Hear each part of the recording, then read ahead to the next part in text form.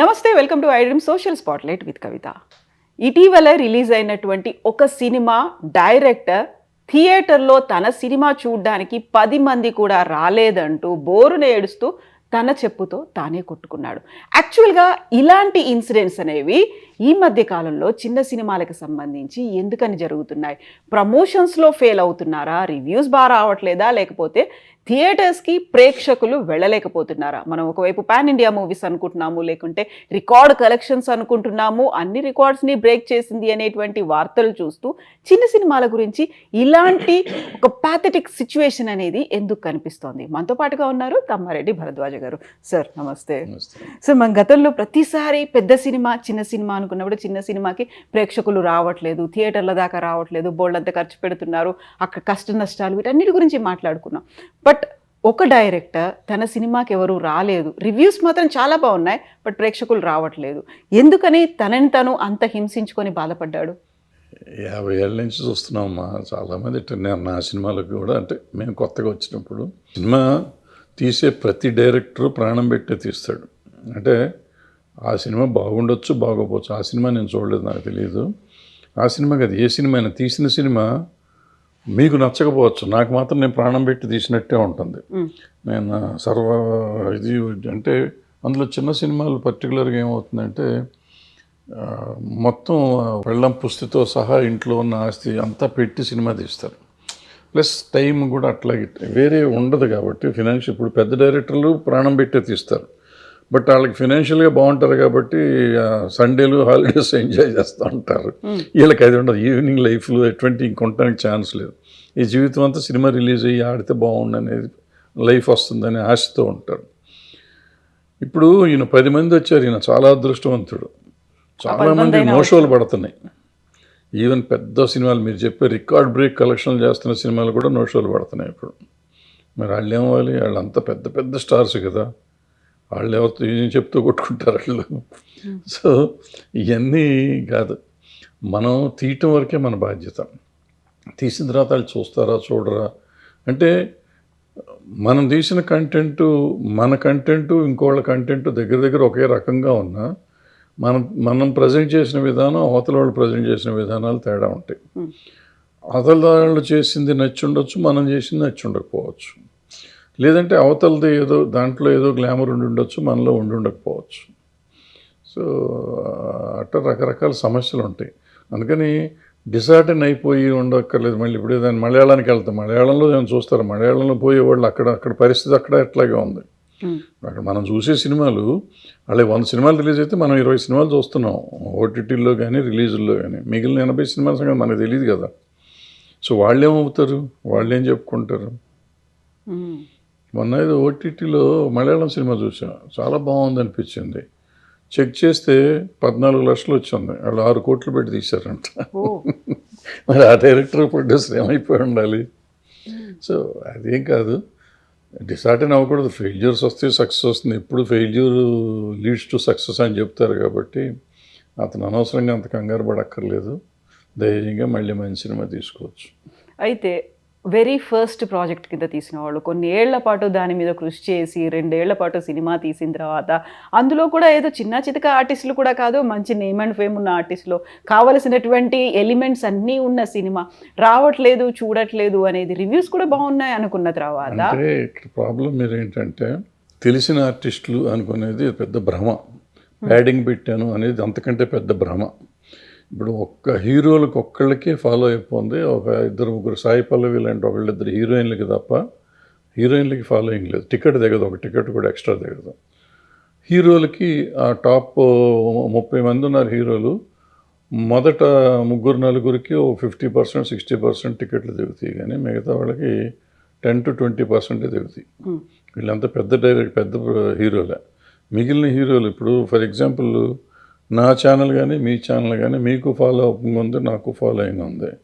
మన ఇద్దరం సినిమా తీద్దాం, ఎవరిని వస్తారని చూద్దాం. అట్లీస్ట్ మన సబ్స్క్రైబర్స్ అన్న రావాలిగా, రారు. సో అది వేరు, ఇది వేరు. ఆ ఫాలోయింగ్ ఉంది కాబట్టి వాళ్ళు ఏదో చూసేస్తారు అనుకుంటే, ఇవాళ టాప్స్ హీరోస్ సినిమాలు ఈ సంవత్సరం అన్నీ ఫ్లాప్ అయినాయిగా. మరి అదేంటి?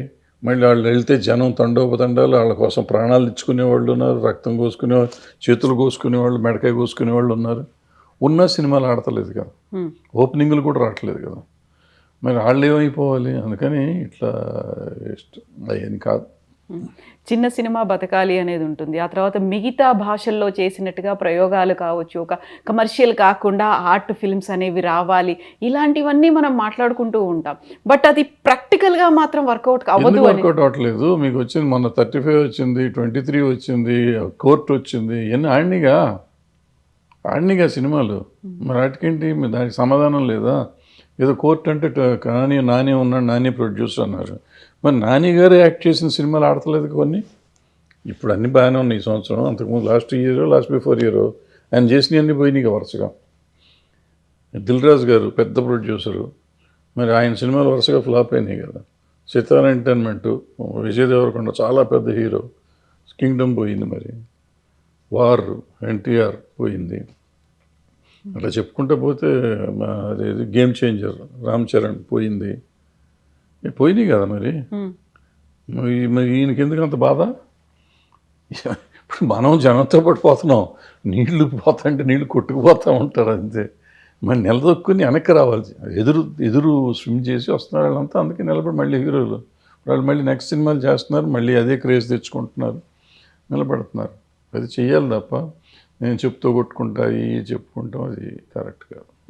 సో ప్రమోషన్స్లో భాగంగా వీళ్ళు చేస్తున్నటువంటి క్యాంపెయిన్లు కావచ్చు, ఇస్తున్నటువంటి ప్రసంగాలు కావచ్చు, అవి బూమరాంగ్ అవుతున్నాయి అనేటువంటి అనాలిసిస్లు కూడా వినిపిస్తున్నాయి. అవును, డెఫినెట్గా. అంటే ఎప్పుడు మనం సినిమా తీస్తాం, మనం ప్రేక్షకుల ఆదరణ, యాక్చువల్ ఒక రకంగా చెప్పాలంటే వాళ్ళు దయచేసి మన సినిమా చూడాలి. వాళ్ళు డబ్బులు పెట్టి చూస్తారు. సో మన మీద ఎంతో కొంత జాలో, దయ, క్షమ ఇటువంటివి ఉండాలి. వాళ్ళని మనం ఛాలెంజ్ చేయటం, నేను చించేసా, పొడిచేసా, చూడు నువ్వు సినిమా, ఈ సినిమాతో అంత చేస్తాం ఇండస్ట్రీది, ఎవరు చూస్తారు? లేకపోతే నేను కష్టపడ్డాను, నువ్వు చూడండి, నువ్వు ఎవరు పడతావు? నీ కోసం పడుతున్నావు, నా కోసం పడతలేదు కదా. నేనెందుకు చూడాలి? నువ్వు కష్టపడితే నేను చూడాలని రూల్ ఎక్కడుంది? చూడలేదు అనే పదం వాడకూడదు. చూస్తారు, వాళ్ళకి నచ్చితే చూస్తారు. మరి ఇప్పుడు నేను చెప్పిన సినిమాలను చూశారుగా, అట్లాగే చూస్తారు ఇవి కూడా. అంతేగాని ఊరికి మనం ఇంకోటి రకంగా మాట్లాడకూడదు. సక్సెస్ అంటే దానికి యాక్చువల్గా ఇచ్చే మీనింగ్ ఏంటి సార్? జనాలు ప్రేక్షకులు వచ్చి చూడడమా, లేకుంటే కమర్షియల్ హిట్ అవ్వడమా, రివ్యూస్ బాగుండడమా? రివ్యూస్ అనేది అసలు పట్టించుకోకూడదమ్మా. రివ్యూస్ నమ్మకూడదు కూడా నా ఉద్దేశంలో. నేను నమ్మను, నేను ఎవరిని నమ్మొద్దు అంటాను.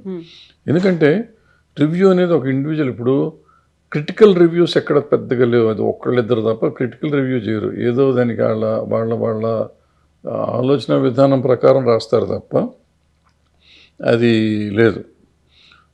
బట్ జనం చూసిన సినిమాలే గొప్ప సినిమాల కింద లెక్క, కమర్షియల్గా వచ్చిన సినిమాలే. ఇప్పుడు నేను చెప్పిన సినిమాలన్నీ మరి డబ్బులు బాగా వచ్చినాయి. బలగం దగ్గర నుంచి లెక్కేసుకుంటాను. బలగం దగ్గరే కాదు, చాలా సినిమాలు ఉన్నాయి చెప్పుకుంటాం, పేర్లు గుర్తుండి చావు. కానీ జాతిరత్నాలు ఎవరున్నారు? ప్రొడ్యూసర్ అంటారు. మరి అదే ప్రొడ్యూసర్ వేరే సినిమాలు తీసినప్పుడు ఎన్ని ఫ్లాప్ అవ్వలేదు? సో ప్రొడ్యూసరు, హీరోను, డైరెక్టరు ఇవన్నీ బోగస్. ఆ సినిమాలో దమ్ము ఉంటే ఆడుతుంది, దమ్ము లేకపోతే. ఇప్పుడు మన నరసింహ ఉంది, మరి మహావతార్ నరసింహ మళ్ళీ ₹1 కోటి మొత్తం భారతదేశం అంతా కలిసి ₹1 కోటి తోపినైంది. 300 కోట్లు చేసింది. ఇప్పుడు ఇంకా ఆడతాను, ఇంకా ఫుల్ పోతాను. మరి ఆయన 100 ముందు రోజు చూసి ఆయన ఆత్మహత్య చేసుకుంటా అన్నాడా? అనలేదు కదా. ఇప్పుడు యాక్చువల్గా సినిమా చూడ్డానికి మా థియేటర్కి రావాలి అంటే ఎందుకు వస్తారు, ఎందుకు చూడాలి సార్? యాక్చువల్గా ఏముంటే అట్రాక్ట్ చేస్తుంది అంటారు? ఏమీ లేదు. ఇప్పుడు మీరు తీసే కంటెంట్ నన్ను అట్రాక్ట్ చేయాలి, కామన్ ఆడియన్ని. సింపుల్ అమ్మ, ఒకటే. ఒక సినిమా మనం తీస్తున్నాం, ఇప్పుడు అందరం ప్రాణం పెట్టే తీస్తాం. ప్రాణం పెట్టే తీయటం వేరు, సినిమా చూడటం వేరు. సినిమా చూడటం మనం డబ్బులు ఖర్చు పెట్టి చూస్తాం. ఇక్కడ ఏంటంటే మనం ఏదో అనుకునేది. ఇప్పుడు ఫర్ ఎగ్జాంపుల్ కోర్టు ఆడింది కాబట్టి నేను కోర్టు అతను నాని కంటే నేను డబ్బు ఉన్నవాడిని ప్రొడ్యూసర్గా, నా డైరెక్టర్ వాళ్ళ డైరెక్టర్ కంటే గొప్ప డైరెక్టర్, నా ఆర్టిస్టులు అంతకంటే గొప్ప ఆర్టిస్టులు, నేను అంతకంటే బాగా తీస్తాను కోర్టు అని ఇంకో కోర్టు లాంటి సినిమా తీశాను. ఆల్రెడీ కోర్టు చూశారు, ఎందుకు చూస్తారు ఈ సినిమా? ఇప్పుడు ఆ సినిమా అయిపోయినా ఆయన కోర్టులాగా తీశాను నేను, నాకంటే బాగా తీశాను, నన్ను చూడలేదు. ఎందుకు చూస్తారు? కోర్టు చూసాం ఆల్రెడీ, ఇంకా నీ కోర్టు చూడాల్సిన అవసరం నాకు లేదు. ఇప్పుడు ఇది జాలీ ఎల్ఎల్బి తీశాడు 1, సేమ్ థింగ్స్ జాలీ ఎల్ఎల్బి 2 కూడా తీశాడు వేరే హీరోని పెట్టుకుని. ఇప్పుడు హిట్ 1, హిట్ 2, హిట్ 3 చేశారు, 3 హీరోలను పెట్టి. సిమిలర్ కంటెంట్ అయినా ఒక కంటెంట్ దానికి ఒక సీక్వెల్లో ఏదో పెట్టుకుని ఏదో వేరే కథలు చెప్పుకుంటూ అలాంటి జోనర్లో కొంతమంది తీస్తున్నారు. అది వేరు. దానిలాగా చేయటం ఇంకోటి వేరు. అదేంటంటే ఆ ప్రొడ్యూసరు, ఆ డైరెక్టరు ఉండే ఇది దాని మీద ఆ కంటెంట్ అతను బాగా ప్రజెంట్ చేస్తాడు కాబట్టి మనం ఇంకోసారి వెళ్తాం. ఇప్పుడు నాలాంటి డైరెక్టరు అంతకుముందు సక్సెస్ ఫెయిల్యూర్లు ఉన్నాయి కాబట్టి ఇప్పుడు నేను సడన్గా వచ్చి కోర్టు చూసి, నేను చిన్న సినిమాలు తీసాను, కోర్టు చూసి లేకపోతే బలగం చూసి నేను బలగం లాంటిది తీశాను అంటే, నువ్వు బలగం చూసాం కదరా బాబు, నాకు ఎందుకంటే కోర్టులాగా తీసాను ఎందుకు, ఆల్రెడీ నువ్వు ఫ్లాపులు తీసినావు, మళ్ళీ ఒక ఫ్లాప్ ఇస్తావు అంటారు అనుకుంటారు. రారు. వీటన్నిటికంటే నేను ఒక కొత్త కంటెంట్, ఫ్రెష్ కంటెంట్ తీసుకొస్తున్నాను, ఎవరూ చూడండి. అంటే అట్లీస్ట్ ఇప్పుడు మన జనరేషన్, ఇప్పుడు నేనంటే నా జనరేషన్, మీరైతే మీ జనరేషన్, ఆ పిల్లడేదో ఆ పిల్లడి జనరేషను, మా జనరేషన్లో చూడని సినిమా నేను కథ ఒకటి తీసుకొస్తున్నాను, కొత్తగా ప్రజెంట్ చేస్తున్నాను. అది ప్రోమోను ఇంకోటి వచ్చినప్పుడు, టీజర్ వచ్చినప్పుడు చూస్తే అవ్వాలి. ఇప్పుడు అదే ఇందాక మొదలెట్టింది అక్కడెక్కడంటే, చూస్తానికి వెళ్ళినప్పుడు ఈ సినిమా చూస్తాను. ఇప్పుడు నేను అన్న మొత్తం ప్రాణం పెట్టి సినిమా తీస్తున్నా. నేను ప్రాణం పెట్టే సినిమా ఎవరో తీస్తే ప్రాణం పెట్టి నువ్వు చూస్తావా? అవును. నేను ప్రతిఘటనను ఒక సినిమా తీసా, నేను ప్రాణం పెట్టే తీసా, మొత్తం ఆస్తులన్నీ పెట్టి తీసా, షో క్యాన్సిల్ అయింది, బాగా డిసప్పాయింట్మెంట్ ఉండింది. బాగా తీసాం అనుకున్నాం, బట్ జనానికి నచ్చలా. మనం ప్రజెంట్ చేసిన విధానం తప్పు ఉండొచ్చు, ఏదో తప్పు ఉండొచ్చు, మన తప్పు ఉంది. ఆ తర్వాత చేయాలి 14 ఏళ్ళు 13 ఏళ్ళు అయిపోయింది. సో డిసార్డర్ అనే కూర్చుంటే ఏమొస్తుంది? ఏం రాదు. అయితే ఆ తీసేటప్పుడు మా అల్లుడు చెప్పాడు, ఎందుకు తీస్తున్నామా ఈ సినిమా అని అడిగాడు నన్ను. అయితే చూస్తారు, ఇది బ్రహ్మాండమైన కంటెంట్ అని నేను చెప్పాను. సో తీసినాక నా కష్టాలు నేను పడ్డాను, రిలీజ్ చేశాను, మొత్తం పోయింది, ఉన్నది ఉంచుకున్నది పోయింది అనుకోండి. ఆ తీసే రోజు మా అల్లుడు అడిగిన లెక్క ప్రకారం నేను ఆలోచించి, నేనైతే ఈ సినిమా చూస్తానని ఆలోచించుంటే ఆ రోజు నాకు జ్ఞానోదయం అయ్యి ఉండేది. అది ఆలోచించాల. ఇప్పుడు అదే ప్రతిఘటన మీరు తీసి నేను థియేటర్ టికెట్ కొనుక్కొని వెళ్తానా? వెళ్ళేవాడిని కాదు డెఫినెట్గా. అదే కాస్టింగ్తో అంతకంటే మీరు ఇంకా బాగా తీసినా కూడా నేను వెళ్ళేవాడిని కాదు, unless mouth spread, talk spread అయ్యి బాగుంటుంది తప్ప. సో ఎక్కడంటే ఆ రోజు నేను ప్రొడ్యూసర్గా నా కంటెంట్ ముందు రిలీజ్ చేసేటప్పటికి ఆడియన్స్ థియేటర్కి రప్పించుకునే పరిస్థితి లేదు, అందుకే నో షోలు పడ్డాయి, మార్నింగ్ షో. సో అది లేకపోవటం వల్ల ఇబ్బంది పడతాం. ఆ సినిమాకి ఇప్పుడు మీరు చెప్పిన దీనికి రామోజీరావు గారి ప్రతిఘటన సెన్సేషనల్ హిట్ అది. సో మళ్ళీ ఒక ప్రతిఘటన తీస్తున్నామంటే అంతకంటే గొప్ప కంటెంట్ లాగానే కనపడి ఉండాలి, ఎవరికి కనపడలా. మనం వచ్చిన ప్రమోషన్ కానీ అది కానీ, పాపం చార్మి ప్రమోషన్ విపరీతంగా చేసింది, అయినా కానీ వర్కౌట్ అవ్వాలి మనకి. ఇప్పుడు ఇతను తీశాడు బార్బరిక్కుడు, త్రిబాణధారి బార్బరిక్ ఏదో తీశాడు. సో అది ఆ పేరు అన్నా అట్రాక్ట్ చేయాలి జనాన్ని, లేదా అతను వచ్చిన ప్రోమోస్ అన్నా ఎక్స్పైర్ చేయాలి.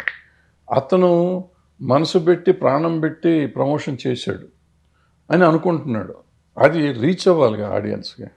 ఇప్పుడు ఒక ఎక్స్ హీరో, నెంబర్ 1 హీరో చేశాడు, ఆయన ఏమీ చేయక్కర్లా, బొమ్మ కూడా రిలీజ్ చేయక్కర్లా, అతని కోసం అతని ఫ్యాన్స్ దాన్ని ప్రమోట్ చేసుకుంటుంటారు, లక్షల ఫ్యాన్స్ ఉంటారు. మనకి ఎవరు ఉండరు, మనకు 10 మంది కూడా ఉండరు మన నమ్మేవాళ్ళు. సో ఎవరు చెప్తారు ఎందుకు వైరల్ అవుతుంది మనది? ఇప్పుడు అతనిది ఏదో సాంగ్ వైరల్ అయింది అంటాడు, సాంగ్ వైరల్ అయింది, సాంగ్ బ్రహ్మాండంగా ఉంది, వైరల్ అయింది, కానీ ఇది ఎందుకు వైరల్ అవుతుంది? ఈ సినిమా ఇప్పుడు ఇందాక మనం చెప్పినట్టు మనకి సబ్స్క్రైబర్స్ ఉన్నారు, సినిమా తీస్తే వాళ్ళు వస్తారా? గతంలో సాంగ్ నిధి వైరల్ అయింది, ఈ సినిమాకి ఎందుకు రావాలి? నువ్వు అలాంటి సాంగ్ లవ్ స్టోరీ తీసుంటే ఏమో వచ్చేవారేమో, ఎందుకంటే నువ్వు దాంట్లో ప్రూవ్ చేసుకున్నావు, ఆ సాంగ్లో నువ్వు బ్రహ్మాండంగా తీయగలవు, మ్యూజికల్ సెన్స్ ఉంది, ప్రజెంటేషన్ సెన్స్ ఉంది అని జనానికి తెలుసు. సో దాన్ని క్యాష్ చేసుకుని నువ్వు ఇంకో సినిమా అట్లాంటి లవ్ స్టోరీ లాంటిది ఏదైనా తీసుంటే ఏమో అదరగొట్టేసేదేమో, చించేసేదేమో, మనకు తెలీదు. అది వదిలిపెట్టి వేరే జోనర్లోకి వచ్చారు. వేరే జోనర్లోకి వచ్చేటప్పటికి ఆ జోనరు జనానికి ఎక్కే పరిస్థితి ఉందో లేదో ముందు అసలు రిలీజ్ అయింది చాలామందికి తెలియదు. మా పుట్టల్లో ఊరికి సినిమాల గురించి మాట్లాడే వాళ్ళకన్నా తెలియాలి కదా, వాళ్ళకి కూడా తెలియని పరిస్థితి ఉంది. టైట్ మొన్న పోస్టర్, అది కూడా ఇంగ్లీష్లో ఏదో పోస్టర్ ఉంది, బార్బర్ ఏదో, అది ఏదో ఉంది, మనకు సంబంధం లేని మ్యాటర్ అన్నట్టుగా వెళ్ళిపోయాం చూసుకుంటే పోస్టర్. మన సినిమా కాదులే అని ఒక ఫీల్. సో ఎప్పుడు ఆడియన్ని అట్రాక్ట్ చేయడం అనేది ఇంపార్టెంట్. ఈ సినిమా కాదు, ఇది ఇతని సినిమాని కాదు, ఇతను పాపం అతను సిన్సియర్గా చేసాడు, అతని కష్టం అవుతుంది. కానీ ఎవరం చేసినా కూడా రోజు పోస్టర్లో 100 వారానికి 6-7 అంటిస్తారమ్మా. ఇప్పుడు 14 స్టూడియో రోడ్లో వెళ్తా అంటే కొత్త సినిమాలు 6-7 సినిమాలు అంటిస్తారు. ఒక్క పోస్టర్ అన్నీ కొత్తగా ఉంటాయి, ఫ్రెష్గా ఉంటాయి. కానీ ఏదైనా చూసి సినిమా చూడాలనిపించే పోస్టర్ ఉండాలిగా, టైటిల్ చూసి సినిమా చూడాలనిపించాలిగా, ఒక యూఎస్పీ అనేది ఉండాలిగా. అది లేదు. సో నేను చెప్పేది ఏంటంటే, ఎవరైనా సినిమా తీసే ప్రొడ్యూసర్ కానీ, డైరెక్టర్ కానీ, యాక్టర్ కానీ, ఈ సినిమా నేను టికెట్ పెట్టి చూడగలనా, వేరే వాళ్ళు చేస్తే చూస్తారు అనే ధైర్యం ఉంటే యాక్టర్ యాక్ట్ చేయాలి, డైరెక్టర్ డైరెక్ట్ చేయాలి, ప్రొడ్యూసర్ సినిమా ప్రొడ్యూస్ చేయాలి. అది చూసి ఈ కథ ఎవరు చూస్తారని నీకు అనుమానం వచ్చిందంటే అయిపోయింది, చచ్చిపోయింది, నీ చేతిలోనే ఫెయిల్యూర్ స్టార్ట్ అయిపోయింది. ఇప్పుడు హార్ట్ అండ్ సోల్ అనేది పెట్టి ఫుల్ ఫ్లెడ్జ్డ్గా డెడికేటెడ్గా ఒక సినిమా తీసిన తర్వాత తీసినటువంటి మొట్టమొదటి సినిమానే పోయింది అంటే, సరే రెండో సినిమా కోసం మళ్ళీ ఎంత కష్టపడి చేద్దాం అనుకున్నా కానీ ఫస్ట్ సినిమా ఇంపాక్ట్ అయితే ఉంటుంది. అది హిట్ కాలేదు కదా, అది ఫ్లాప్ కదా. అవన్నీ ఉండవు అని అవసరం. అవన్నీ ఇప్పుడు హార్ట్ అండ్ సోల్ పెట్టకుండా ఎవరు సినిమా తీస్తారు అంటే, కొంతమందికి నాలెడ్జ్ లేక ఏదో ఆవేశంతో తీసినా ప్రాణం పెట్టే తీస్తారు. నాకు తెలిసిన టెక్నాలజీ, ఇప్పుడు నీకు కొంత టెక్నాలజీ తెలుసు కాబట్టి నువ్వు హార్ట్ అండ్ సోల్ పెట్టావు, నాకు తెలిసిన టెక్నాలజీకి నేను హార్ట్ అండ్ సోల్ పెడతా. హార్ట్ అండ్ సోల్ డబ్బులు కూడా పెడతాం, మొత్తం పెట్టేస్తాం, తీస్తాం. తీస్తే మన వరకే, అది ఎదుటివాడికి సంబంధం లేదు కదా. ఇప్పుడు రాజమౌళి గారు లేకపోతే త్రివిక్రమ్ శ్రీనివాస్ గారు ఇంకోళ్ళు పెద్ద డైరెక్టర్లు అతను బెంగళూరు అతను వీళ్ళు ఎవరైనా తీస్తే వాళ్ళకు వచ్చిన పాపులారిటీకి మనం బాగా ఒక బానిసత్వంలో పెరిగిన వాళ్ళం కదా. మనం హీరోలకి కాదు, బ్రిటిష్ సామ్రాజ్యం కానీ మొఘల్ సామ్రాజ్యం కానీ ఎవరో వాళ్ళ కింద బతికి మనం ఇంకా రాజులు కాలం నుంచి ఉండి, అయ్యో పాపం వాళ్ళు కష్టపడ్డారండి, అమ్మో రాజుగారు రోడ్డు మీదకి వచ్చారండి, రాజుగారు వచ్చి కూర్చున్నారండి, మనతో భోంచేస్తున్నారండి, రాజు మన ఎక్స్ప్లాయిట్ చేసి తింటున్నాడు అనేది లేదు. మన పక్కన కూర్చొని ఆ రోజు తిన్నాడు, ఆయన అవసరం ఏముందో మనతో భోంచేసాడు, దాంతో ఆయన దేవుడు అనుకుంటాం. సో ఆ బానిసత్వ పోకడలు ఇంకా మనకి పోక ఈ ఫ్యాన్ఫేర్ అని చెప్పి వాళ్ళకి ఇదైపోయి, అబ్బాయి ఎంత కష్టపడ్డారు 3 ఏళ్ళు. అదే 3 ఏళ్ళు మరి ఇతను కష్టపడ్డాడుగా, అతను 2.5 సంవత్సరాలు 3 సంవత్సరాలు కష్టపడ్డాడు. మరి నిజంగా అతను అడిగినట్టు 30 మంది అడిగాడు పాపం, 10 మంది కాదు 30 మంది రావచ్చు కదా అని అడిగాడు. నిజంగా ఇల్లు ఉండొచ్చు కదా. వాళ్ళకేమో అమ్మో 3 ఏళ్ళు 4 ఏళ్ళు కష్టపడ్డారు మనం వెళ్ళాలని చెప్పి థియేటర్ 3,000 టికెట్ అని 4,000 టికెట్ అని వెళ్ళారు కదా. ఇతను మళ్ళీ 150 రూపాయల టికెట్ కదా, 30 మంది వెళ్ళొచ్చు కదా. వెళ్ళా అంటే ఏదైనా content is the king. Content వాళ్ళకి నచ్చాలి. కంటెంట్ ఈజ్ ద కింగ్ అంటే కంటెంట్ మన పాయింట్ ఆఫ్ వ్యూలో బ్రహ్మాండమైన కంటెంట్ అది. బట్ ఎదుటివాడి పాయింట్ ఆఫ్ వ్యూలో ఎదుటివాడిని అట్రాక్ట్ చేసిందా లేదా, వాడి ఇది ఎక్స్పెక్టేషన్ కూడా కాదు, వాడి దీన్ని క్యాచ్ చేసామా లేదా, వాడి అటెన్షన్ క్యాచ్ చేసామా లేదా, అవతల వాడి అటెన్షన్ క్యాచ్ చేసే ప్రోమో మీరు పెట్టగలిగితే ఉంటుంది. ఇప్పుడు ఈ సోకాల్డ్ ఫ్లాప్ సినిమాలు అన్నీ ఉన్నాయి కదా పెద్ద హీరోలు, వాళ్ళకి బ్రహ్మాండం ప్రోమో అంటారు. బ్రహ్మాండం అయితే ఓపెనింగ్లు రాకుండా ఉండవు. ఏమవుతుంది, వీళ్ళంతా కమర్షియల్ సినిమాలు 3 రోజుల కోసం సినిమాలు తీస్తున్నారు. ఆ 3 రోజుల కోసం ఆ యాక్షన్ సీన్లు, కొట్టుకోటాలు, రక్తపాతం, మంచి పంచ్ డైలాగులు వేసుకుని చేస్తున్నారు కాబట్టి ఓపెనింగ్ వస్తుంది అనుకుని చేస్తున్నారు. అది 3 రోజులకి వాళ్ళు ఎయిమింగ్ 3 days. వీళ్ళు ఎయిమింగ్ 3 days కాదు, వీళ్ళు 1 yearకి గేమ్ చేయాలి.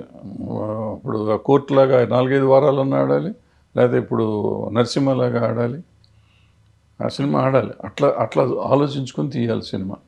మనకు వాళ్ళకి వచ్చింది కదా, 400 కోట్లు వస్తే మనకు 2 కోట్లు వస్తే చాలు, మనం ఖర్చు పెట్టింది వస్తే చాలు అనుకోకూడదు. మనం బాహుబలిని కొట్టాలి, మనం RRRని కొట్టాలి, మనం పుష్పాన్ని కొట్టాలి. ఆ రేంజ్కి ఆలోచించి తీయాలి సినిమా. ఎక్స్టర్నల్ ఫ్యాక్టర్స్ ఏముంటాయంటారు ఇలా ఒక ఫిల్మ్కి వెళ్ళకపోవడం అనేది? ఏముండే ఎక్స్టర్నల్ ఫ్యాక్టర్స్ ఏమో టికెట్ రేట్ ఎక్కువ, ట్రాఫిక్ ఎక్కువ, we cannot afford that rate. ఇప్పుడు ఫ్యామిలీని తీసుకుని మిడిల్ క్లాస్ వెళ్ళలేరు. మిడిల్ క్లాస్కి ఓ ఎక్స్ హీరో సినిమాలో, ఎక్స్ డైరెక్టర్ సినిమాలో చూస్తానికి ఇంట్రెస్ట్ ఉంటుంది. సో నెలకు ఒక సినిమాకి దే కెన్ ఎఫర్డ్. ఆ ఒక సినిమా దీనికి వెళ్ళటానికి రారు. సింపుల్ అది. దాంతో మీకు ప్రాబ్లం పోతుంది. ఇప్పుడు నరసింహకి వస్తున్నారండి, నరసింహని జనం అంతా బ్రహ్మాండం పెట్టారు కాబట్టి అందరూ ఎగేసుకుని వెళ్తున్నారు. అండ్ అతను మీరు చూడండి, ఇక్కడ 150 రూపాయల టికెట్, నార్త్ అంతా 99 రూపాయల టికెట్. అది మీరు చూడండి, 99 రూపాయల టికెట్, 150 రూపాయల టికెట్ పెట్టి ఆయన 300 కోట్లు చేశాడు. మనము పెంచేసి 3000, 2000, 500, 600 టికెట్లు పెడితే మనకు 200, 300 రావట్లేదు ఇక్కడ. మనం సినిమాకి సంబంధించి ఇంకొక విషయం మాట్లాడుకుంటే, గతంలో వర్కర్స్ యూనియన్ ఒక స్ట్రైక్ చేసింది. స్ట్రైక్ ఒక ఎండ్ కార్డు పడిందా, లేకుంటే అది అలా ఒక పాజ్ బటన్లో ఉందా? అసలు ఫస్ట్ స్ట్రైక్ చేయలేదు. స్ట్రైక్ చేసింది అనే మాట మీరు విత్డ్రా చేసుకోండి. ఓకే. స్ట్రైక్ అంటే పని చేయకుండా ఆపేయటం. ఇప్పుడు మన కెమెరామెన్ ఉన్నాడు, ఆయనకి మనం ఏదో ఎక్స్ట్రా జీతం ఇస్తున్నాం. నేను రేపటి నుంచి వస్తాను సార్, నాకు మీరు జీతం పెంచట్లేదు 2 ఏళ్ల నుంచి, ఈ రోజు పెంచితే వస్తాను లేకపోతే రానన్నాడు. స్ట్రైక్ డిమాండా? Is demanding something. Is ready to work, but is ready asking, demanding hike. నువ్వు హైక్ ఇస్తే పని చేస్తున్నాడుగా, అప్పుడు స్ట్రైక్ అవ్వదు కదా. నువ్వు ఇవ్వకపోతే నువ్వు ఆపుతున్నావు. అతనికి ఎట్లా డబ్బులు అడిగే హక్కు ఉందో మనకి సినిమా ఆపే హక్కు ఉంది. నేను ప్రొడ్యూసర్గా, పెట్టుబడిదారుగా నాకు హక్కు ఉంది. సో నేను ఆపేశాను.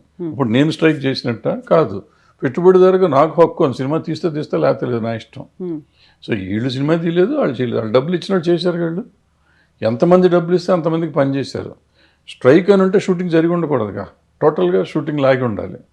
బట్ వాళ్ళు ఎప్పుడైతే ఇది చెప్పారో 18 షూటింగ్, ఫస్ట్ డే 20, 16, 12 జరిగినాయి, సెకండ్ డే 18 జరిగినాయి. 3వ రోజు ప్రొడ్యూసర్లు ఏం చేశారు, అవుట్డోర్ యూనిట్లకు లెటర్ రాసి అవుట్డోర్లో చేయొద్దు, యూనిట్ పంపొద్దన్నారు. యూనిట్ లేకుండా షూటింగ్ చేయలేరు కాబట్టి ఆగిపోయినాయి. బట్ అవి కూడా ఒక్కరోజు ఆగినాయి. 2వ రోజు నుంచి మళ్ళీ 4వ రోజు నుంచి మళ్ళీ మెల్లిగా 4-5 షూటింగ్లు స్టార్ట్ అయిపోయింది. అంటే కొంతమంది ఛాంబర్లో లేని వాళ్ళు, ప్రొడ్యూస్ కౌన్సిల్తో సంబంధం లేని వాళ్ళు యూనిట్లు ఇవ్వటం మొదలెట్టారు, వీళ్ళు షూటింగ్ చేసుకోవటం మొదలెట్టారు.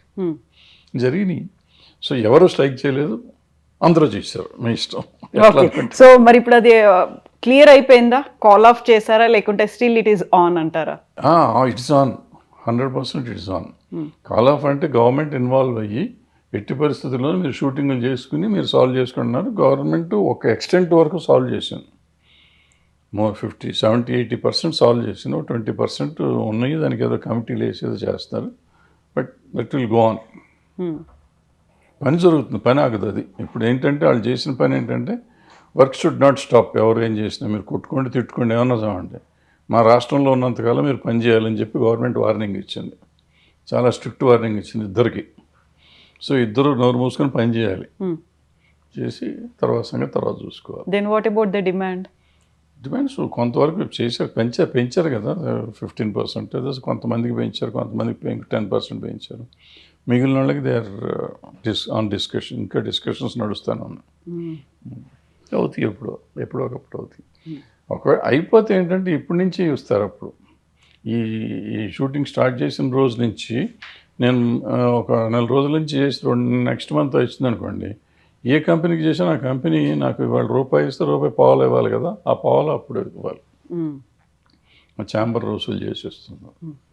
ఇప్పుడు మనం పాలిటిక్స్ గురించి మాట్లాడుకుంటే, వైస్ ప్రెసిడెంట్ క్యాండిడేట్గా జస్టిస్ సుదర్శన్ రెడ్డి పేరుని అనౌన్స్ చేసిన తర్వాత కేంద్ర హోంశాఖ మంత్రి అమిత్ షా తీవ్రమైనటువంటి వ్యాఖ్యలు చేశారు.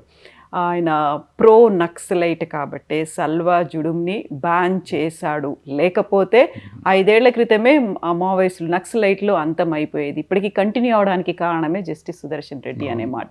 కరెక్ట్. గాంధీ దేశానికి ద్రోహం చేశాడు, నెహ్రూ దేశానికి ద్రోహం చేశాడు. వాళ్ళిద్దరూ లేకపోతే అఖండ భారత్ ఉండేది మన దేశంలో అని కూడా అమిత్ షా చెప్పాడు కదా. వాళ్ళు దేశద్రోహులే కదా వాళ్ళు. సో సిమిలర్గా వాళ్ళు ఏదైనా మాట్లాడగలరు, వాళ్ళకి మాట్లాడే హక్కు ఉంది, మాట్లాడతారు. సో దాన్ని అంతా మనం తీసుకుంటామా? గాంధీ గారు లేకుండా స్వతంత్రం వస్తుందా, నెహ్రూ గారు లేకుండా వస్తుందా? వాళ్ళు నిజంగా దేశద్రోహులా? వాళ్ళని కులాలు, మతం కూడా మార్చేశారు వాళ్ళదే. వాళ్ళు వేరే మతానికి కూడా పంపించేశారు. సో వీళ్ళు చేసే ఈ ప్రచారాన్ని మనం పెద్దగా పట్టించుకోవాల్సిన అవసరం లేదు. ఇవాళ వీళ్ళు ఏ ప్రచారం చేసినా చేయకపోయినా ఆయన గెలుస్తాడా గెలవడట గెలవనివ్వరు. ఎందుకంటే మెజారిటీ వాళ్ళకే ఉంది. క్రాస్ ఓటింగ్ అవుతుందని కూడా నేను నమ్మను. బయట ఊరికి కాంగ్రెస్ వాళ్ళు చెప్తారు కానీ క్రాస్ ఓటింగ్ కూడా జరిగే ఛాన్స్ లేదు.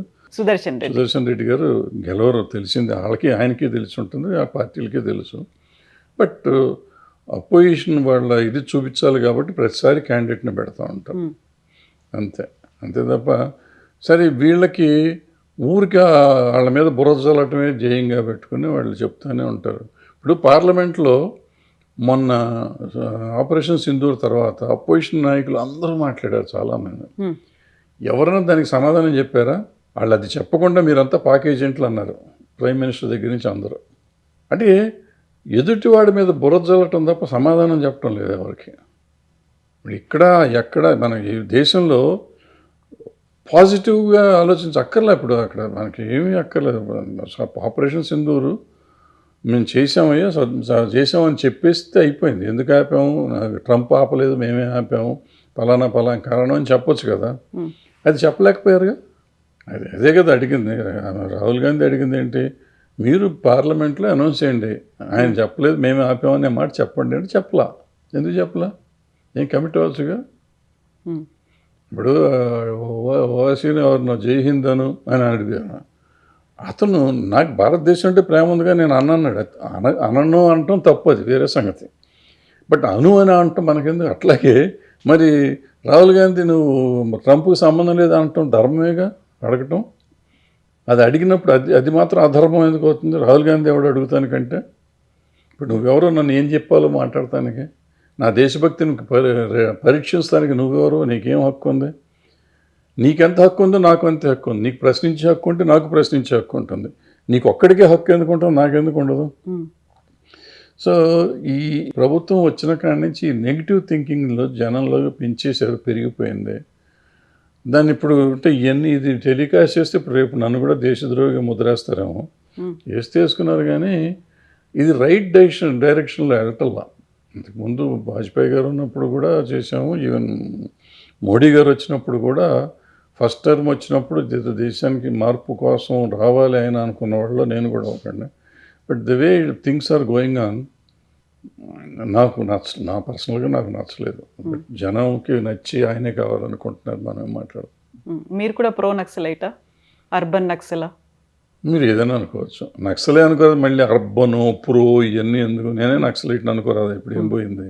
మా అయితే అరెస్ట్ చేస్తారు లేదా కాల్చేస్తారు, అంతే కదా. ఈ పెద్ద ప్రాబ్లం లేదు. నక్సల్ అంటే ఏంటి? నక్సల్ దేశద్రోహి కాదు. వాళ్ళు నమ్మిన సిద్ధాంతం దేశం బాగుండాలి అనుకున్నారు, వాళ్ళు ప్రజలు బాగుండాలనుకున్నారు. అయితే తుపాకీ కొట్టడం ద్వారా స్వతంత్రం వస్తున్నారు. ఇప్పుడు గాంధీ అప్పుడు కూడా భగత్ సింగ్ గారు ఇంకో రకంగా తుపాకీ పట్టుకొని చేశాడు. ఆయన నక్సలైటా? ఆ రోజుకి నక్సలిజం లేదు కానీ, బట్ ఆయన తుపాకీ పట్టుకుని వచ్చాడు. ఉద్దమ్ సింగ్ తుపాకీ పట్టాడు. వీళ్ళంతా తుపాకీ పట్టుకున్న వాళ్ళంతా ఇలా అల్లూరి సీతారామరాజు తుపాకీ పట్టాడు. వీళ్ళంతా దేశద్రోహులా? వీళ్ళంతా నక్సలైట్లు ఆ రోజున కాదుగా. వాళ్ళు కూడా ఆలోచన విధానం ఏంటి? ఇవాళ ఆ నక్సలైట్లు అనేవాళ్ళు ఇవాళ రాంగ్ రూట్లో ఉన్నారా ఇంకో రూట్లో ఉన్నారా పక్కన పెడితే, బట్ ఆలోచన విధానం ఏంటంటే సమాజం కావాలి, ప్రతి మనిషి బాగుండాలి, అందరూ బాగుండాలి. అందరూ బాగుండాలి అనుకునేవాడు దేశద్రోహి ఎట్ట అవుతాడు? నాకు అర్థం కదా. అయితే నా తుపాకీ పట్టుకుని వీళ్ళంతమందిని చంపేయటం అనేది దుర్మార్గం. అది నిజంగా దుర్మార్గమే. బట్ ఇంటెన్షన్, ఇప్పుడు మన పోలీసు వాళ్ళు ఉంటారమ్మా, పోలీసు వాళ్ళు కాల్చడం అనేది తప్పని చట్టం చెప్పినా ఎన్కౌంటర్నో ఇంకోటనో చేసి పారేస్తూ ఉంటారు. అది చట్ట ప్రకారం వాళ్ళకి చంపే హక్కు ఉందా? లేదు, అయినా చంపుతున్నారు. వాళ్ళు దేశద్రోహులా? మిలిటరీ వాళ్ళు ఉన్నారు, యుద్ధంలో ఎవరినో చంపుతారు, అపోజిషన్ వాళ్ళని చంపుతారు. అంటే మనిషి చంపడం మానవత్వమా? కాదుగా. కానీ వీళ్ళు దేశ రక్షణ కోసం ఎదుటివాడు శత్రువుని కాబట్టి శత్రువుని చంపుతారు. శత్రువుని చంపటం అనేది ఇది. వీళ్ళు నక్సలైట్లు ఈ పెట్టుబడిదారీ వ్యవస్థ దేశద్రోహులు అనుకుని వాళ్ళు అనుకుంటారు. ఈ యువతరాళ్ళు వాళ్ళు తుపాకీ పట్టుకుని వచ్చి మా మీద యుద్ధం చేయడం తప్పని వీళ్ళు అనుకుంటున్నారు. ఎవరు రైట్ ఎవరు తప్పు అంటే డెఫినెట్గా డెమోక్రసీలో ఓట్లు ఇదే తప్పు, వాళ్ళే తప్పు, నక్సలైట్లే తప్పు కొంతవరకు. వాళ్ళకి ఇదున్నా కానీ దానికి ఒక పద్ధతి ఉంటుంది, ఇది ఉంటుంది, అంతే తప్ప ల్యాండ్ మైన్స్ పెట్టి దొరికినట్టు పోలీసులు they are doing their duty చేసే వాళ్ళని చంపటం. సల్వాజుడం అప్పుడు అంతమందిని చంపేశారు, అది అన్యాయంగా. చిన్న చిన్న పిల్లలు చచ్చిపోయారు, ఆ రోజు 300 మంది చచ్చిపోయారు. దుర్మార్గం అది. అంటే అంత మానవత్వం లేకుండా చేయటం అనేది నక్సలైట్లు చేయటం. ఏదో ఒకళ్ళు అలా పొరపాటును చంపటాన్ని క్షమించవచ్చు, కానీ ఆ సల్వాజుడం వాళ్ళని చంపిన ఇది మాత్రం క్షమించకూడదు అన్నమాట. సో బట్ ఇంటెన్షన్ తప్పు కాదు కదా, తప్పు ఈ చంపటం తప్పు, కానీ వాళ్ళ ఆలోచన విధానం సరైన పందాలో లేదు అనేది చూడాలి. సో నక్సలిజం పోవాలి అంటున్నారు, పోవాలి, ఎందుకంటే చంపుతున్నారు కాబట్టి పోవాలి. సో ఆలోచన విధానం అంటే బ్యాలెట్ కాదు కావాల్సింది బుల్లెట్తోనే అనేటువంటిది. ఇప్పుడు తుపాకులు పట్టుకుని అడవుల్లో తిరగడం కావచ్చు, లేకుంటే అభివృద్ధికి వ్యతిరేకంగా మాట్లాడడం కావచ్చు, మీరు చెప్పినట్టుగా పోలీసుల్ని కావచ్చు, ప్రజాప్రతినిధుల్ని అంత క్రూరంగా చంపేయడం. అప్పుడు ఎందుకని మాట్లాడలేదు ఇలాంటి ప్రో నక్సల్ భావజాలం ఉన్నవాళ్ళు, లెఫ్టిస్ట్ బ్యాక్గ్రౌండ్ ఉన్నవాళ్ళు అనేది కూడా వినిపిస్తోంది. ఒకవేళ జస్టిస్ సుదర్శన్ రెడ్డి కనుక అలాంటి తీర్పుని ఇవ్వకపోయి ఉంటే ఎప్పుడో అంతమైపోయేది అనే మాట. ఇప్పుడు కూడా ఆపరేషన్ కగారని చేపడుతున్నారు కాబట్టి. ఆయన ఏమిచ్చాడు? ఆపరేషన్ కగారు గవర్నమెంట్ చేస్తున్న ఇదమ్మా, ఇది ఒక ప్రైవేట్ సైన్యాన్ని నడిపించారు. సల్వాజుడం అనేది it's not a government funded అయితే అయ్యి ఉండొచ్చు. ఇప్పుడు బింద్రేన్వాలా కూడా గవర్నమెంట్ ఫండెడ్ రకంగా చెప్తే, బింద్రేన్వాలా కూడా గవర్నమెంట్ ఫండెడే. ఆయన ఇందిరాగాంధీని చంపాడు, ప్రైమ్ మినిస్టర్ని చంపేశారు. సో ఎప్పుడైనా తప్పు, బింద్రేన్వాలాది ఎంత తప్పు, సల్వాజుడం కూడా అంతే తప్పు. అప్పుడే కాంపింగ్ చేయండి. ఇప్పుడు వీళ్ళు గార్డ్స్ ఏమంటారు వాళ్ళు, పోలీస్ స్పెషల్ ఫోర్స్ను గ్రే హౌండ్స్ వాళ్ళ టీం పెట్టారు కదా, గ్రే హౌండ్స్ వాళ్ళు చేసుకుని పని చేసుకుంటారు, అది చేయమనండి. బట్ మధ్యలో వీళ్ళు ఎట్లా వచ్చారు? ఇప్పుడు మనలాంటి పని, ఇప్పుడు అక్కడ కూడా ఇలాంటి పొరపాటే జరుగుతుంది నక్సలైట్లో కూడా. కొంతమంది శత్రుత్వంతో కానీ, లేకపోతే తిండి లేక కానీ, భోజనం కానీ, అంటే ఒక ఆలోచన విధానంతో దాన్ని ఏమంటారు, సిద్ధాంతాన్ని నమ్మి వెళ్ళి తుపాకీ పడతాం వేరు, అవసరం కోసమో లేకపోతే ఇంకో దీంతోనే వెళ్ళటం వేరు. ఇక్కడ పోలీసులు కూడా వాళ్ళు డ్యూటీలో వెళ్తున్నారు. డ్యూటీలో వెళ్ళటం వాళ్ళని తప్పు పట్టకూడదు. మనం సల్వాజుడం అనేది ఏంటంటే వేరే మనం ప్రైవేట్ ఆర్మీని తయారు చేసి ఆర్మీని వాళ్ళ మీద వదిలిపెట్టాం. అది ఆర్మీని తయారు చేయడం ఎంత తప్పు అంటే, మన సైడ్ నుంచి మనం సామాన్యుల్ని తీసుకెళ్ళి దాంట్లో వాళ్ళకంటే ఎందుకు వచ్చారు దాంట్లో సల్వాజుడం అంటే దేశాన్ని ఉద్ధరిద్దామని వచ్చిన వాళ్ళు చాలా తక్కువ. అందులో వచ్చిన వాళ్ళు ఎవరో ఎక్కువ మంది ఆ రోజుకి పని దొరుకుతుంది, డబ్బులు వస్తాయి, ఫ్యామిలీకి డబ్బులు ఇవ్వచ్చు అనే ఉద్దేశం, తుపాకులు ఇస్తారు, ఓ థ్రిల్ ఉంటాం, సినిమా హీరోలు అవ్వచ్చు అని అనుకున్నారు, లేవండి రకరకాల కారణాలతో వచ్చారు. బట్ వాళ్ళ ప్రాణాలు ఎట్ స్టేక్, సల్వాజుడంలో ఉన్న వాళ్ళ ప్రాణాలు ఎట్ స్టేక్. అంటే నక్సలైట్లు కాలుస్తారనే కదా. ఇప్పుడు పోలీసులు వెళ్తా అంటే పోలీసులు ముందు వీళ్ళు వెళ్తామో, లేకపోతే వీళ్ళే డైరెక్ట్గా వెళ్ళటమో చేస్తే వీళ్ళు చచ్చిపోతారు కదా. చచ్చిపోవని ఇవ్వటం అనేది దేశం తప్పుగా, అది ఆయన చెప్పి ఉంటాడు. నేను అనుకోట, ఆయన జడ్జిమెంట్ నేను చదవలేదు, నాకు తెలీదు, నా పాయింట్ ఆఫ్ వ్యూ నేను చెప్తున్నా. సో ఇప్పుడు ఎలక్షన్స్ అనేవి దగ్గరకు వస్తున్నాయి. ఓన్లీ ఒక 3 days మాత్రమే ఉంది. September 7th అనేది ఎలక్షన్ జరుగుతుంది. ఏమవుతుంది? అట్లాగా వాళ్ళే గెలుస్తారు, గెలుస్తారు. మెజారిటీ ఉన్నప్పుడు గెలుస్తానికి ఏముందమ్మా, ఎవరు వెళ్తారు? క్రాస్ ఓటింగ్ జరగదు. ఒక ఓటు 6 ఓటు ఎగ్గొడతారు. క్రాస్ ఓట్ చేసే ధైర్యం ఎవరో చేయరు. ఎగ్గొడతారు తప్ప ఓట్లకి రాకుండా, కానీ ఓటు వేయకుండా ఉండొచ్చు, కానీ వేసి క్రాస్ చేస్తారని నేను నమ్మను. ఊరికి అనుకుంటారు వీళ్ళు క్రాస్ ఓటింగ్ అవుతుందని. I don't think so. మనం ఇంటర్నేషనల్గా ఉన్నటువంటి పాలిటిక్స్, జియో పొలిటికల్ ఇష్యూస్ గురించి మాట్లాడుకుంటే, ట్రంప్ మన మీద టారిఫ్లు అనేవి పెంచాడు. 50% పెంచిన తర్వాత మనం ఇమ్మీడియట్గా చైనా, రష్యాతో కలిసి ఒక బైలాటరల్ ఒప్పందాలు కావచ్చు, లేకుంటే కలిసి ముందుకు వెళ్ళాలి అనేది, మనల్ని ఏనుగులతో పోలుస్తున్నారు అమెరికన్ ఎకానమిస్టులు. వాళ్ళు ర్యాట్స్తో పోల్చుకుంటున్నారు, ఎలుకల్లా ఉన్నాం అనుకుంటుంటే, చైనా అధ్యక్షుడు ఏనుగులు అండ్ అక్కడ ఉన్నటువంటి డ్రాగన్స్, ఎలిఫెంట్స్ అండ్ డ్రాగన్స్ కలిసి పని చేయాలి, ముందుకు వెళ్ళాలి అనేటువంటి మాట. సో ట్రంప్ తీసుకున్నటువంటి స్ట్రాటజీ కావచ్చు, going ahead with the new ఏమంటారు స్నేహం, సంబంధాలు ఏమనిపిస్తున్నాయి మీకు? ఇప్పుడు ఇందాక మీరు అడిగిన ప్రశ్నకి దీనికి లింక్ పెట్టండి ముందు. నక్సలైట్లు అంటే ఒక రకంగా చైనా సిద్ధాంతాన్ని నమ్మినవాడు. మరి వాళ్ళని ఏమో ఇక్కడ చంపుతున్నాం అంటున్నాం, మళ్ళీ చైనాతో ఎట్ట కలుస్తారు మీరు? మొన్నటిదాకా పాకిస్తాన్ వచ్చినప్పుడు మన యుద్ధం ఆపరేషన్ యుద్ధం సింధూర్. చేసినప్పుడు చైనా వాళ్ళు చేస్తున్నారు ఇదంతా, వాళ్ళే వెనకాల ఉన్నారు అన్నాం, వాళ్ళ వస్తువులు కొనొద్దన్నాం, వాళ్ళని బాయ్కాట్ చేయమన్నాం, చైనాని ఇక్కడి నుంచి ఎలగొడదాం అన్నాం. ఇన్ని మాటలు చెప్పిన మనం మళ్ళీ చైనాతో ఎట్ట కలుస్తాం? ఎందుకు కలుస్తున్నాం?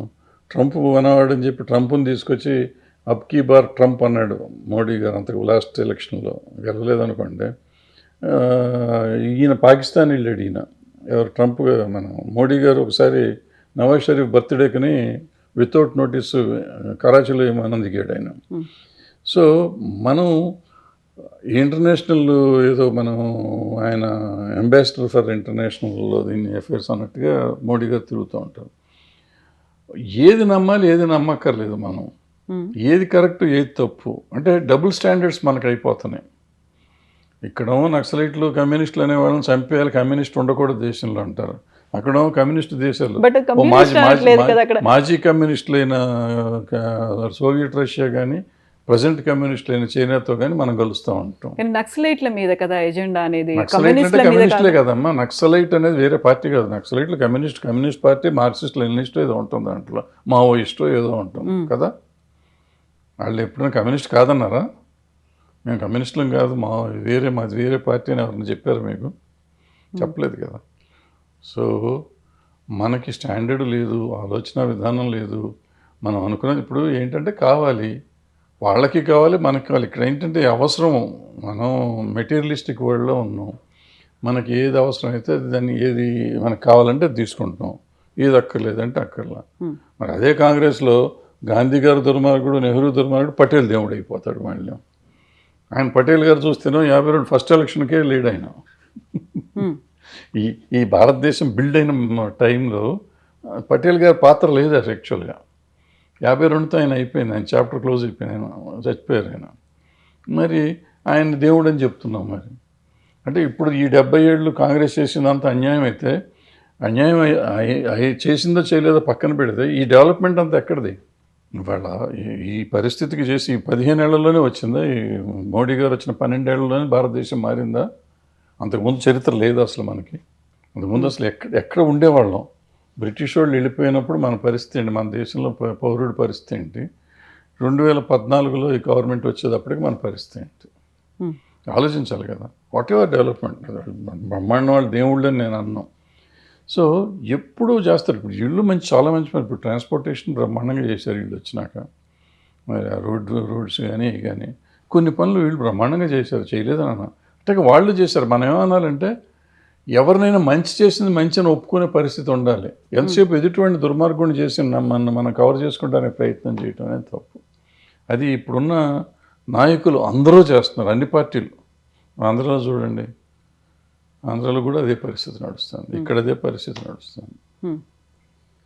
ఏదో ఎంతసేపు గతం వాళ్ళని తిట్టుకుంటూ పోవటం, వాళ్ళని తిట్టుకుంటే వీళ్ళని ఎవరు అడగరు కదా. నువ్వేం చేస్తున్నావయ్యా అంటే వాడేం చేశాడండి, గతంలో నాశనం చేశాడు. గతం సంగతి ఆడు నాశనం చేశాడు కదా, ఆయన పంపించేసాం మేము వాళ్ళని పంపించి మిమ్మల్ని తీసుకొచ్చింది ఎందుకు? వాళ్ళు నాశనం చేశారని నువ్వు మళ్ళీ అదే స్టోరీ మాకు చెప్తావు ఎందుకు? ఎలక్షన్ ముందు నువ్వు ఏదే చెప్పేవాడు దుర్మార్గుడు, నేను నమ్మి ఓటేసాం, నువ్వు వచ్చావు, ఇంకా వాడు దుర్మార్గుడు అని చెప్పలేదు. నువ్వు చేస్తానన్నా చెయ్యి, నువ్వు ఎందుకు చేయలేదంటే ఆడు దుర్మార్గుడు కాబట్టి ఇప్పుడు చేయట్లేదు, అప్పుడు దుర్మార్గం చేస్తే ఇప్పుడు ఎందుకు చేయట్లేదు?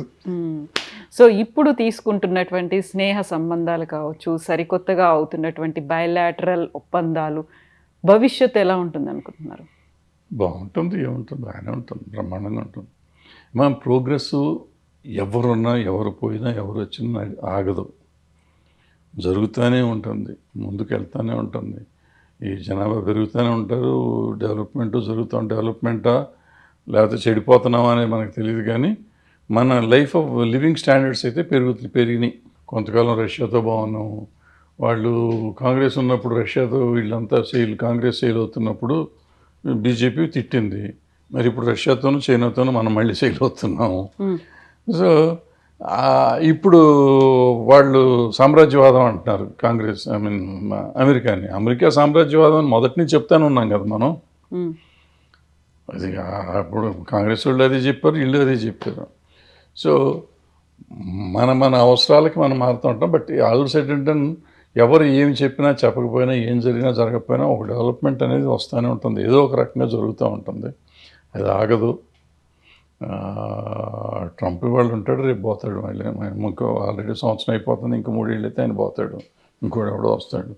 అప్పుడు సిస్టమ్ అప్పుడు మారితే మళ్ళీ మనం అటు పార్టీ మారుస్తాం. మామూలే కదా ఇవన్నీ. సో పెద్ద పట్టించుకోక్కర్లేదు.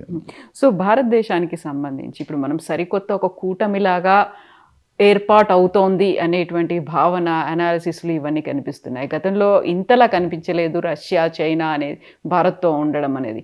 అందులోనూ అమెరికా టారిఫ్లు పెంచిన తర్వాత మనం లొంగుతాము అనుకుంటే లొంగలేదు. But we are emerging as super power. ఒక ఏషియన్ కంట్రీస్లో 3-ముగ్గురు కలిస్తే అనేటువంటి సరికొత్త వార్తలు కూడా వినిపిస్తున్నాయి ఇప్పుడు. అదే మన పబ్లిసిటీను ప్రమోషన్స్, ఇందాక సినిమాల ప్రమోషన్స్ అనుకున్నట్టు ప్రమోషన్.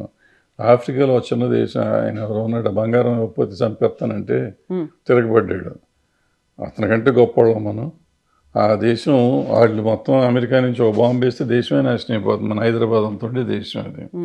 వాడు ధైర్యంగా తిరగబడ్డాడు, వాడు గొప్పడు. మనకి ఇంత పెద్ద దేశం తిరుగుబాటు ఉంది, మనకు కాదనుకుంటా కాదు అండి. మనకి వీళ్ళంతా వాళ్ళు అక్కడ సపోర్ట్ చేస్తున్నారు, వాళ్ళని చైనా, రష్యా సపోర్ట్ చేస్తుంది అక్కడ కూడా. సో వాళ్ళ సపోర్ట్ తర్వాత వచ్చింది, ముందే అతను తిరగబడ్డాడు ఒంటరిగా. 20 మన అంత బెదిరించలేదు ట్రంప్. వాళ్ళకి 48 అవర్స్లో నువ్వు ఉంటావా సస్తావా అనే లెవెల్లో బెదిరించాడు. బంగారం ఇస్తావా సస్తావా అని, ఏదో పాతకాలం డెకాయిట్లు బెదిరించినట్టు బెదిరించాడు. మరి అతను తిరగబడ్డాడు కదా, దేశాన్ని కాపాడుకున్నాడు కదా, కాపాడుకుంటున్నాడు కదా. సో ఎవరైనా నాయకుడు అతని బాధ్యత, మనకు నాయకుడిగా మనం ఎన్నుకున్నాక ఆయన దేశాన్ని కాపాడుతాం అనేది బాధ్యత. అంటే అతను ఒక్క డెసిషన్ తీసుకుంటాడా, క్యాబినెట్ తీసుకుంటుందా, మిలిటరీ కలిసి తీసుకుంటుందా అనేది నాకు తెలియదు, మనకు అంత విజ్ఞానం లేదు. బట్ ఆ కలెక్టివ్గా దేశాన్ని కాపాడుకోవటం క్యాబినెట్ బాధ్యత. సో కాపాడగానే వీళ్ళైతే మొగాళ్ళు, లేకపోతే మిగిలిన వాళ్ళు మొగాళ్ళు కాదు అనుకోవటం కాదు. ఇటువంటి పరిస్థితి వచ్చినప్పుడు ప్రతి పౌరుడు కూడా కలుస్తాడు అవసరం వచ్చినప్పుడు. సో ప్రతి భారతీయుడు ఈ తిరుగుబాటు అనేది ఏదైతే ఉందో ఇది ప్రతి భారతీయుడి కింద మనం కన్సిడర్ చేయాలి, ఒక నాయకుడి కింద మనం కన్సిడర్ చేయకూడదు. అంటే ప్రతి భారతీయుడికి ఒక ఆత్మాభిమానం కానీ దేశభక్తి కానీ ఉంది కాబట్టి మనం అందరిది అనేది అనుకోవాలి. వీళ్ళందరూ సపోర్ట్ ఉంటుంది. సో రష్యా, చైనా ఉంటుంది, వస్తాయి డెఫినెట్గా. వాళ్ళకేంటంటే ఇప్పుడు అమెరికాకి తర్వాత చైనా ఉంది, నెంబర్ 1 అయ్యే ప్రమాదం కూడా ఉండింది. అది అవుతుందో ఇప్పుడు మనం ఇండియా వస్తామా అనే ఒక అది కూడా డిస్కషన్లో ఉండింది. సో ఈ పరిస్థితుల్లో వాళ్ళకి వాడిని దెబ్బ కొడతాం అవసరం. అండ్ భారతదేశం ఎంత డెవలప్ అవుతుందో దేవుడి వరకు, కానీ ఈ మన దగ్గర ఉన్న పర్చేసింగ్ పవర్ ఎక్కడ లేదు ప్రపంచంలో. ఈ అమెరికా సరుకులు కానీ చైనా సరుకులు కానీ ఇండియా కొన్నంత ఎక్కువ ప్రపంచంలో ఎవరు కొనరు. సో మనతో బాగుంటానికి ఎవడైనా ట్రై చేస్తాడు. ఆ ట్రంప్ ఎందుకు చేస్తున్నాడు, వాడి కర్మ వాడు చేసుకుంటున్నాడు, పోతే పోతాడు, అంతే ఉంటుంది. మనకి అవసరం ఇప్పుడు వాళ్ళు ఆపేస్తే మనం అక్కడ అమెరికా ఎక్స్పోర్ట్ అంతా ఆగిపోవాలి కదా, చాలా వరకు ఆగుతుంది. సో మనకు వేరే కావాలి కదా, మనం వెళ్తే బాగుండక ఏం వస్తామా, మనం వెళ్ళి ఎక్స్పోర్ట్ చేస్తాం. ఆల్టర్నేట్స్ ఉండాలి కదా, ఉంటాయి. సో అవతలోడు ఏంటి అని మెయిన్ పెద్ద ఫోర్స్లు ప్రపంచంలో నెంబర్ 1, నెంబర్ 2 ఫోర్స్ అది. సో దాన్ని కలుస్తానికి తప్పు లేదు, కరెక్ట్ కూడా. బట్ చైనా నమ్మదగినటువంటి మిత్రుడేనా అనేటువంటి ఒక వాదన కూడా. ఎవడైనా నమ్మదగ్గ మిత్రుడేనమ్మా, ఎవడు ఏమి చేయడు. ఇప్పుడు పూర్వకాలంలో రాజ్యాలు లేవు ఇక్కడ. ఇప్పుడు చైనాను ఊరికే మనం అంటాము, చైనానో రష్యానో పాకిస్తానో ఏదైనా అనుకోండి, ఏం చేస్తారు వచ్చి వాళ్ళ దేశాన్ని వాళ్ళు ఏలుగు చేస్తానికి కష్టంగా ఉంది ప్రస్తుతం. ఎక్సెప్ట్ చైనా, ప్రపంచంలో ప్రతి వాళ్ళు వాళ్ళ దేశం వాళ్ళు ఏలుకోవటం ఉంది. చైనాలో కూడా ఇంటర్నల్గా ఎన్ని ప్రాబ్లమ్స్ ఉన్నాయో మనకు తెలియదు. బట్ బయట నుంచి చూస్తానికి చైనా అన్ని దేశాల కంటే బెటర్ దేశంగా ఉంటుంది. కానీ ఇంటర్నల్గా వాళ్ళకి ఎన్ని ఉన్నాయో తెలియదు. బట్ అందుకని వాళ్ళు వచ్చి ఇప్పుడు మనం ఇన్వైట్ చేసి ఈ దేశాన్ని వెళ్తారా, ఎలా వెళ్తారు? మన ఊరికే భ్రమ అనమాట. ఏదో అక్కడ ఉన్న అడవులు, హిమాలయ పర్వతాల్లో ఉండే ఖాళీ స్థలంలో ఒక అడుగు ఇటు వచ్చాడు, ఒక అడుగు మనం అటు వెళ్ళాం, ఇటువంటివి ఉంటాయి తప్ప టోటల్గా ఏదో మన దేశాన్ని ఇన్వైట్ చేస్తానికి వస్తారు పాకిస్తాన్ అయినా వీళ్ళైనా అనేది. పాకిస్తాన్ కూడా అప్పుడు ఆక్యుపైడ్ కాశ్మీర్ అప్పుడు అప్పుడు ఉన్న వేడి వేరు. ఆ వేడిలో పాకిస్తాన్ వాళ్ళు మొత్తం కాశ్మీర్ తీసేసుకుందాం అన్న లెవెల్లో వచ్చి ఉంటారు. ఇప్పుడు అంత ధైర్యం చేయరు. ఏదో అక్కడ ఏంటంటే ఈ టెర్రరిస్ట్ గ్రూప్స్ ఎక్కువైపోయినాయి. అక్కడ రాజ్యం లేదు. పాకిస్తాన్కి వాళ్ళ సరైన నాయకత్వం లేదు. వాళ్ళలో ఈ టెర్రరిస్టులు ఇప్పుడు మనకి నైజాం నవాబ్ ఉన్నప్పుడు రజాకారులు ఎట్లాగో ఇప్పుడు అక్కడ వీళ్ళంతా ఉన్నారు. వాళ్ళు గ్రూప్స్ ఉన్నాయి కొన్ని టెర్రరిస్ట్ గ్రూప్స్, అవి కంట్రోల్ చేస్తున్నాయి. సో మిలిటరీ రూల్ దాని మీద ఎవడెవడో పిచ్చి పిచ్చి నిర్ణయాలు తీసుకుని ఇటువంటి చిన్న చిన్న ఇవి చేసి మనల్ని దెబ్బేస్తే అయిపోయింది. మొన్న సింధూర్కి వీళ్ళు కరెక్ట్గా చేసేసి ఇంకో 4 రోజులు చేసి ఉంటే మొత్తం పాకిస్తాన్ మన చేతిలో ఉండేది, అఖండ భారత్ అయిపోయి ఉండేది. మరి మోడీ గారికి ఎవరు చెప్పారో ఎందుకు చెప్పారో ఆపేసాడు ఆయన. లేకపోతే అఖండ భారత్లో ఉండేవాళ్ళం, వాళ్ళు మాట్లాడుకోవటం అఖండ భారత్లో మాట్లాడుతూ ఉండేవాళ్ళం. ఇక్కడ మన వాడిని మన రిప్రజెంటేటివ్ ఒకరిని పెట్టి నడిపిస్తూ ఉండే పని దేశం. సో మీరు కూడా కోరుకుంటున్నారా అఖండ భారత్ కావాలని? అఖండ భారత్ మన ఎవడైనా మనం థ్రెటన్ చేసిన వాడిని మనం లేపేయాలి, తప్పదు. ఇప్పుడు ఇందిరాగాంధీ ఆ రోజు చేసింది కదా, మరి చేసి చూపించిందిగా. 90 లక్షల మందిని మనం వార్ ప్రిజనర్స్ని తీసుకొచ్చి రిలీజ్ చేశాం కదా. కరాచీ దాకా వెళ్ళాం కదా, ఇటు సైడు అటు సైడ్ బంగ్లాదేశ్ తిరిగి వాళ్ళకి వేరే వాళ్ళకి ఇచ్చేసాం కదా. అంటే మన దగ్గర లేదు, వీళ్ళు మేమే చేసాం, ఆపరేషన్ సింధూరే మనం చేసింది, ఇంతవరకు ప్రపంచంలో ఎవడో చేయలేదు భారతదేశం. ఎవరు చేయకపోతే బంగ్లాదేశ్ ఎక్కడి నుంచి వచ్చింది? 90,000 మంది వార్ ప్రిజనర్స్ని ఎందుకు రిలీజ్ చేసాము, ఎట్లా రిలీజ్ చేసాము, వార్ ట్రీటీ ఎందుకైంది పాకిస్తాన్తో? సో ఎవరు చేయలేదంటే ఇప్పుడు నమ్ముతున్నారు. విచిత్రం ఏంటంటే కళ్ళ ముందు కనపడుతున్న నిజాలను కూడా నమ్మలేని పరిస్థితుల్లో మనాళ్ళు ఉండి ఇందిరాగాంధీ ఏమీ చేయలేదు, మానిక్ షా చేశాడు. నిజమే, ఒక నిమిషం మానిక్ షానే చేశాడు, ఇందిరాగాంధీ చేయలే. మరి ఇప్పుడు ఆపరేషన్ సింధూర్ మోడీ చేశాడా, ఆయన ఆర్మీ వాళ్ళు చేశారా? అంటే వీళ్ళు చేస్తేనో వాళ్ళు చేసినట్ట. ఒకవేళ ఆర్మీ వాళ్ళు చేసినా మోడీ గారు చేసిన ఆపరేషన్ సింధూర్ ఆపటం ఫెయిల్యూర్ ఆఫ్ దిస్ కంట్రీ నేను నమ్ముతున్నాను. చేసుంటే మొత్తం ఇందిరాగాంధీ లాగా మొత్తం తీసుకొచ్చేసి మనకి వాళ్ళు అఖండ భారతం చేస్తుంటే బాగుండేది. చేయలేకపోయారుగా, ఎందుకు భయపడ్డారో తెలియదు మనకి, ఆపేశారు. సో రాజ్యం అన్నాక ప్రైమ్ మినిస్టర్ ఆఫ్ ఇండియా కానీ లేకపోతే ఏమంటారు క్యాబినెట్ కానీ they are responsible. Various reasons ఉంటాయి. ఇప్పుడు మనకు నేను అన్న ఆవేశంతో ఉన్న రీజన్ ఉండగా వాళ్ళకి ఏదో ఒక ఆలోచన ఉండి ఉంటుంది, ఎందుకు ఆపేశారో తెలియదు వాళ్ళు, బట్ ఏదో ఒక ఆలోచనతో ఆపేసి ఉంటారు వాళ్ళు. సో మనకు తెలియదు, మనకున్న ఆవేశంతో ఎందుకు చేశారు కదా, ఈజీ కదా, ఎందుకు తీసుకురాలేదు అంటున్నాం మనం. బట్ అక్కడ ఉన్న కండిషన్స్ ఏంటో మనకు తెలియదు కదా. అందుకని ఊరికే బ్లేమ్ చేయటం అనేది మానేయాలి మనం ఏదైనా.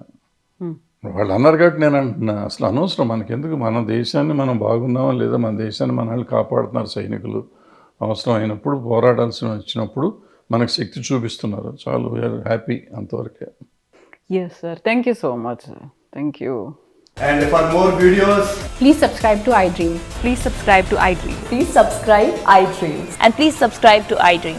For more videos, subscribe to iDream.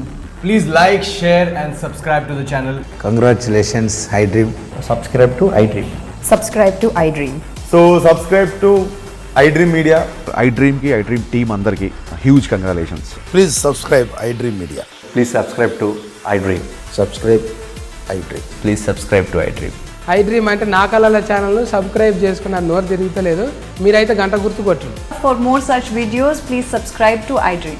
Subscribe to iDream. Please subscribe to iDream. Please subscribe iDream Media. Please do subscribe to iDream. Please subscribe to iDream Media. For best entertainment and information, please subscribe iDream. And don't forget to subscribe to iDream.